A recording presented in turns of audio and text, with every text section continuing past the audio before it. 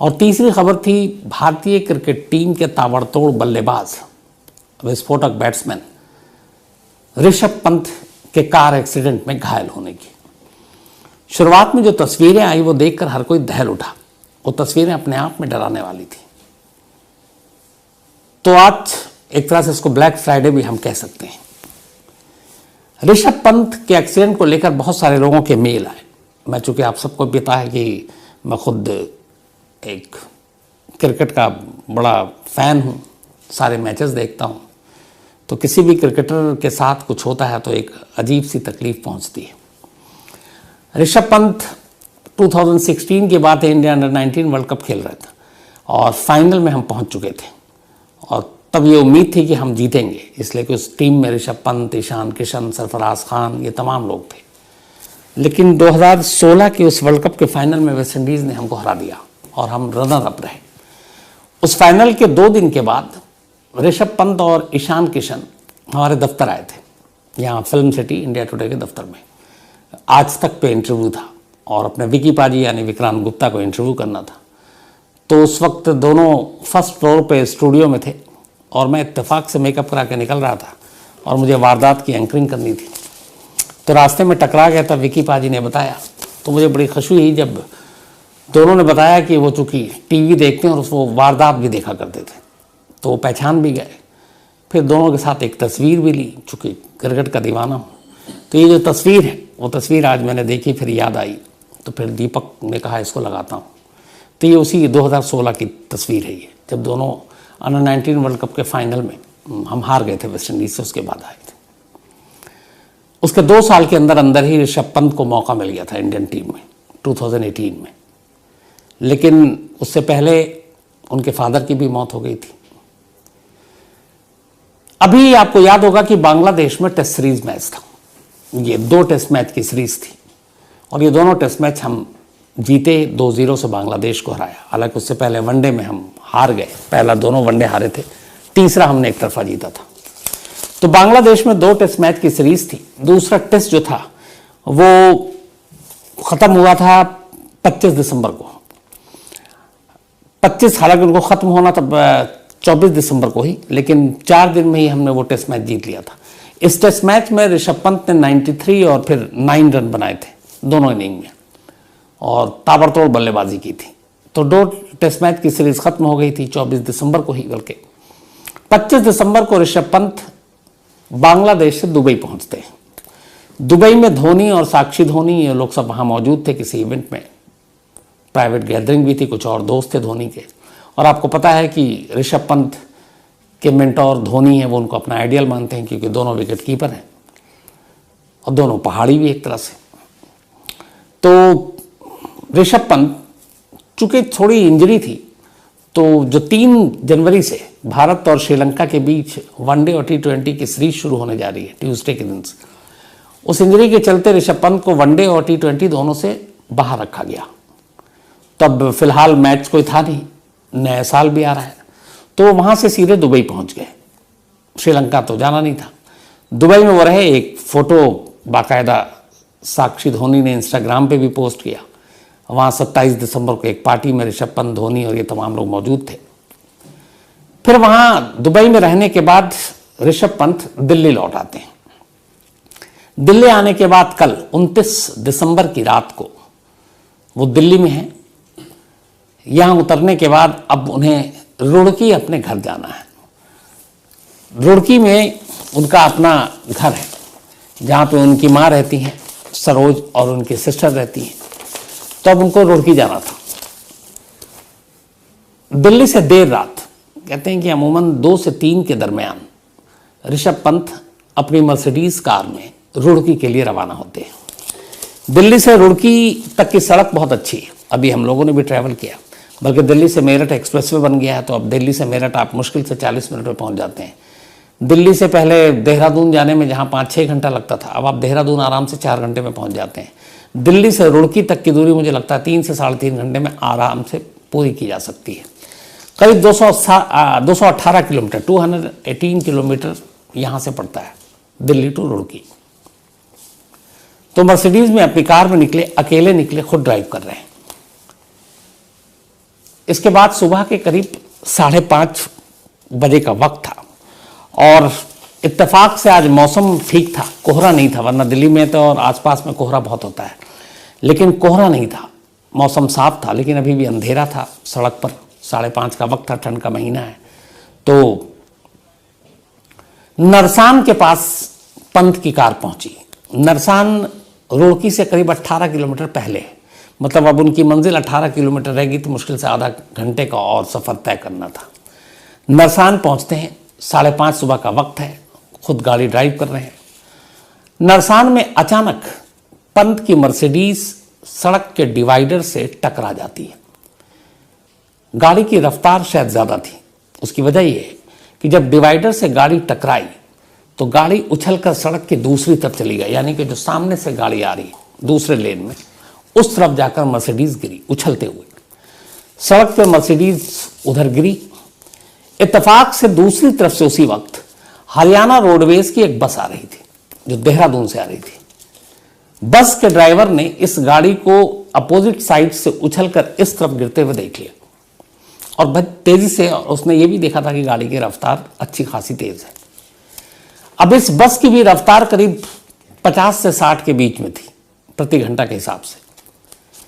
गाड़ी उधर से उछलकर इधर गिरी मर्सिडीज पंत की। सामने से वो हरियाणा रोडवेज की वो बस और उस ड्राइवर ने देखा। अब उसने कहा कि अगर वो इसी रफ्तार में चला तो हो सकता है गाड़ी से टक्कर हो जाए जो सड़क पर गिरी पड़ी है। उसने किसी तरीके से गाड़ी को एक तो ब्रेक मारा और दूसरा सर्विस लेन की तरफ को बस उसने घुमाई और फिर ले जाकर पूरी ब्रेक मारने के बाद टक्कर बच गई। वो बस से कूदा और भागकर स्पॉट पर आया। इधर जब वो आया तो देखा कि गाड़ी के बाहर एक शख्स जख्मी हालत में, जिसके चेहरे और सर से खून गिर रहा है और कपड़े भी नहीं है बदन पर, वो खड़ा हुआ है। ड्राइवर उससे पूछता और इस दौरान में गाड़ी के अंदर से चिंगारियां उठ रही हैं। अब ऐसा लग रहा है कि गाड़ी में किसी भी वक्त आग लग सकती है। तो जो ड्राइवर है वो ड्राइवर उससे पूछता है ऋषभ पंत से कि कार के अंदर कोई और भी है। तो ऋषभ पंत कहते हैं कि कोई और नहीं है। फिर ऋषभ पंत खुद उस बस ड्राइवर से कहते हैं कि मेरा नाम ऋषभ पंत है, मैं क्रिकेटर हूँ। ये जो बस ड्राइवर था इसको क्रिकेट का शौक नहीं है, इसलिए वो ऋषभ पंत को नहीं पहचान पाया। लेकिन इतनी देर में फिर बस का कंडक्टर और बाकी लोग आ गए। बस ड्राइवर ने अपनी चादर जो वो लेकर चल रहा था वो चादर फौरन बस से निकाली और ऋषभ पंत को उड़ाया, ठंड भी थी। और फिर इतने में गाड़ी में आग लग गई। आग के शोले इतने ऊपर उठ रहे थे कि आसपास में जो लोग रहते थे, जो बस्तियां थी, उन्होंने एक तो टक्कर की आवाज़ सुनी, फिर ये आग का शोला उठते देखा तो बहुत सारे लोग वहां पर भाग कर आए। कुछ गाड़ियां चूंकि गुजर रही थी, ये हाईवे 24 घंटा खुला रहता है, तो उन्होंने एक आग की लपटों में गाड़ी को देखी, भीड़ देखी, तो कुछ गाड़ियां भी रुकी, कुछ तमाशबीन भी आए। इतने में कुछ लोगों ने ऋषभ पंत को पहचान भी लिया। फिर वो वीडियो बनाने लगे। ऋषभ पंत कह भी रहे हैं कि यार वीडियो मत बनाओ, लेकिन वो सबसे बात कर रहे ऋषभ पंत और होशो हवास में। तो फिर बस ड्राइवर को उन्होंने कहा कि मैं ऋषभ पंत हूँ, क्रिकेटर हूँ और दिल्ली से आ रहा हूँ, रुड़की जाना था। मुझे झपकी से आ गई, नींद से आ गई और उसी नींद और झपकी में मेरी गाड़ी डिवाइडर से टकरा गई। अब इसके बाद जो बताया वो ये बताया कि डिवाइडर से जब गाड़ी टकराई और पलटी, गाड़ी के चारों दरवाजे लॉक हो गए। अब कई बार ऐसा होता है कि आप एक तो घबराहट में, कई बार आप दरवाज़ा भी नहीं खुलता है और ये एक्सीडेंट बहुत ही विभत्स था। तो लॉक खुल नहीं रहा, इधर गाड़ी के अंदर से चिंगारियां भी आ रही हैं, डरिए कि कभी आग ना पकड़ ले। तो फिर ऋषभ पंत ने अपने दिमाग सही वक्त पर इस्तेमाल किया वहाँ पे और गाड़ी का जो कार का विंड स्क्रीन था, आगे का शीशा, उन्होंने शीशे को तोड़ा और उस शीशे को तोड़ने के बाद उससे बाहर निकले और उसकी वजह से बहुत सारे उनके पीठ पर भी जख्म आए। और जब अपने आप को विंड स्क्रीन को तोड़कर वो बाहर निकले, फिर बाहर निकलने के बाद गाड़ी से थोड़ी दूर डिवाइडर के बीच में जो खाली जगह होती है वहाँ पे रुके। तब तक ये बस आई, बस के ड्राइवर आए और फिर सुशील कुमार इस बस के ड्राइवर का नाम है, जिसने मदद की वाकई। फिर उसके बाद अपने चादर वादर से लपेट कर बताया।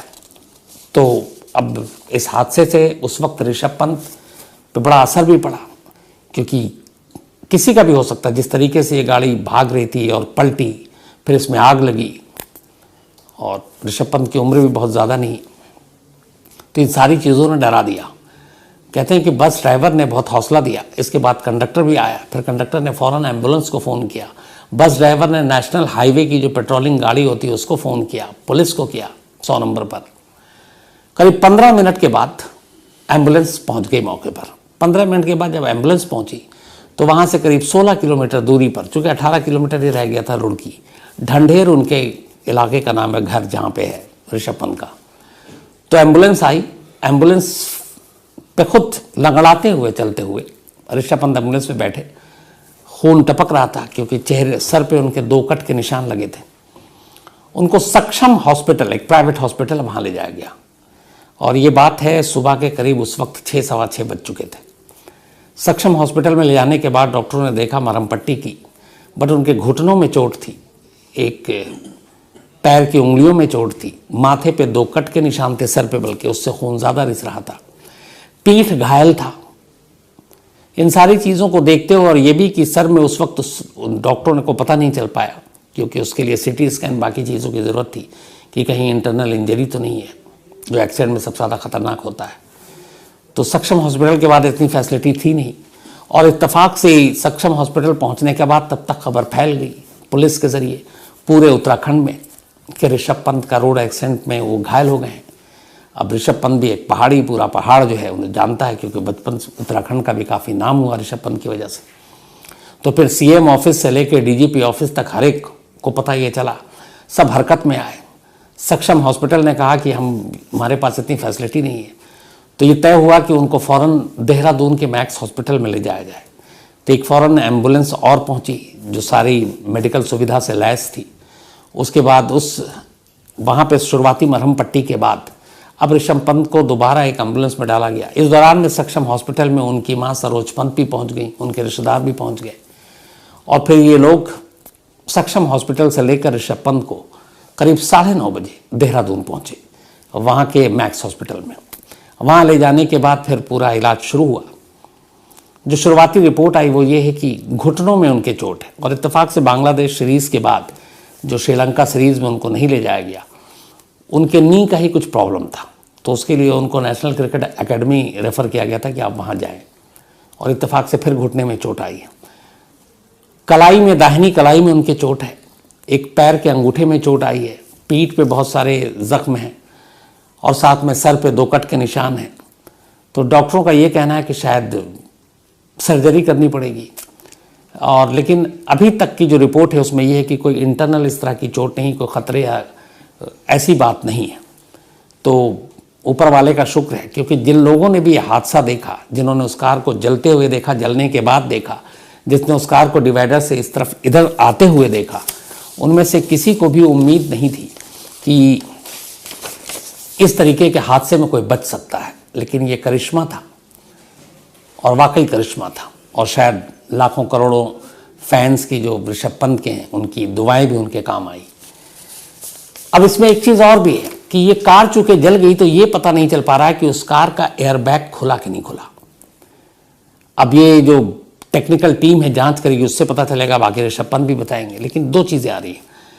एयरबैग अगर नहीं खुला तो इसका मतलब है कि कार की स्पीड 60-70 के दरमियान थी, और अगर खुला होता तो कहते हैं कि अगर एयरबैग खुल जाता तो जो ऋषभ पंत ने विंड स्क्रीन, सामने का शीशा तोड़कर जो बाहर निकले, तो शायद वो विंड स्क्रीन तोड़ने में उनको मुश्किल आती, क्योंकि एयरबैग जब खुल जाता है तो फिर आप चारों तरफ से उसमें फंसे होते हैं, तो उसमें से निकलना, फिर शीशा तोड़ना मुश्किल होता है। तो उस एयरबैग खुला, क्या उसकी वजह से फिर एक गंभीर हादसा होने से बचा, या एयरबैग नहीं खुला? अगर नहीं खुला तो फिर क्यों नहीं खुला? ये सारी चीज़ें अब जो टेक्निकल टीम है वो इसकी जांच करेगी, और उसके बाद ये सारी चीज़ें पता चलेंगी। फिलहाल आपको ये बताऊं कि हमारा देश पूरी दुनिया में पहले नंबर पर है जहां रोड एक्सीडेंट में सबसे ज़्यादा मौत होती है। 2021 का आंकड़ा है ये, नेशनल क्राइम रिकॉर्ड ब्यूरो का, एनसीआरबी का। उसमें यह है कि देश में, हमारे भारत में 2021 में कुल 4,03,116 रोड एक्सीडेंट के केसेस हुए थे। 4,03,116 रोड एक्सीडेंट इन 2021, और इनमें से 1,55,622 लोगों की मौत हुई थी। 1,55,622 डेड। 2017 में जबकि 1,50,93 लोगों की मौत हुई थी। हमारे यहाँ इंडिया में हर घंटे 1 घंटे में सिर्फ 18 लोगों की रोड एक्सीडेंट में मौत होती है। 1 घंटे में 18 लोग। 1 साल में करीब 1.5 लाख लोग रोड एक्सीडेंट में मरते हैं। 1 साल में करीब 4 लाख से ज़्यादा रोड एक्सीडेंट के केस दर्ज होते हैं, जिसमें कई तो सीरियस इंजर्ड होते हैं, जिनके कई के हाथ पैर ही बेकार हो जाते हैं। हालांकि ओवरऑल अगर रोड एक्सीडेंट की हम बात करें तो पूरी दुनिया में सबसे ज़्यादा रोड एक्सीडेंट में पहले नंबर पर यूएस है, अमेरिका। अमेरिका में 1 साल में औसतन एवरेज 22 लाख रोड एक्सीडेंट होते हैं, 22 लैक्स, जो हमारे यहाँ करीब 4,03,000 है। बट अमेरिका में 1 साल में 22 लैक्स रोड एक्सीडेंट होते हैं। दूसरे नंबर पे जापान है। जापान में 1 साल में 5 लाख रोड एक्सीडेंट होते हैं। हम तीसरे नंबर पर भारत है, जहाँ 4 लाख होते हैं। लेकिन एक उल्टी कहानी है। सबसे ज़्यादा अमेरिका में 22 लाख रोड एक्सीडेंट होते हैं, लेकिन अमेरिका में रोड एक्सीडेंट में मौत की तादाद कम होती है। इवन जापान में 5 लाख एक्सीडेंट होता है, हमसे ज़्यादा, लेकिन वहाँ भी डेथ रेट हमारे मुकाबले कम है। अमेरिका में पिछले साल 2021 में 5 लाख रोड एक्सीडेंट हुए थे, हमारे यहाँ 4 लाख हुए। हमारे यहाँ 1.5 लाख लोगों की मौत हुई, लेकिन जापान में, बल्कि जापान की बात कर रहा हूँ, 2021 में 5 लाख रोड एक्सीडेंट में सिर्फ 4500 लोगों की जान गई थी। 4500, 5 लाख रोड एक्सीडेंट में 4500, यानी 4,500 लोगों की डेथ हुई। जबकि हमारे यहाँ 4 लाख रोड एक्सीडेंट में 1.5 लाख लोगों की जान गई। उसकी एक बहुत बड़ी वजह यह है कि वक्त पर हॉस्पिटल ना पहुंचाना, वक्त पर इलाज ना मिलना। कई ऐसे मामले देखे रोड एक्सीडेंट में लोग सड़क पर पड़े हुए हैं, कोई किसी की मदद के लिए आगे नहीं आता है। हमारे का एक रिकॉर्ड है कि 1970 में हर 10,000 गाड़ियां जो होती थी सड़क पर, उनमें से 814 गाड़ियों का एक्सीडेंट होता था। हालांकि अब वो थोड़ा कम हुआ। 2022 में हर 10,000 गाड़ी पर 15 एक्सीडेंट होते हैं। तो कुल मिलाकर हमारा देश रोड एक्सीडेंट में डेथ के मामले में पहले नंबर पर है और ओवरऑल रोड एक्सीडेंट के मामले में तीसरे नंबर पर है, और ये एक चिंता की बात है।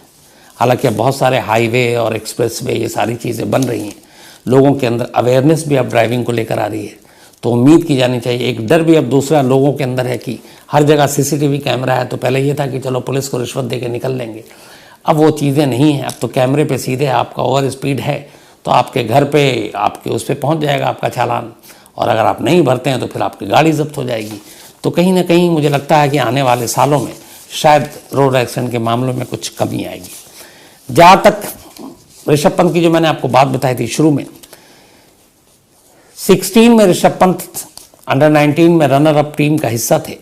इसके बाद फरवरी 2017 में इंग्लैंड के खिलाफ बेंगलुरु में इन्हें पहली बार इंडियन टीम में खेलने का मौका मिला था, एक T20 के मैच में। 2017 बल्कि 2017 में, तब उन्होंने इंटरनेशनल क्रिकेट में डेब्यू किया था इंग्लैंड के खिलाफ। और टीम इंडिया की तरफ से इन्होंने फर्स्ट टेस्ट मैच अगस्त 2018 में इंग्लैंड के खिलाफ नॉटिंघम में खेला था। अभी तक का अगर जो रिकॉर्ड है, 33 टेस्ट मैच खेला है ऋषभ पंत ने, इसमें 2271 रन बनाए और 5 सेंचुरी है। इसके अलावा 30 वनडे मैच खेले हैं, जिसमें 865 रन बनाए, 865 रन, 1 सेंचुरी है। 66 T20 इंटरनेशनल मैच खेले हैं, इसमें 987 रन बनाए हैं और 350 लगाई है।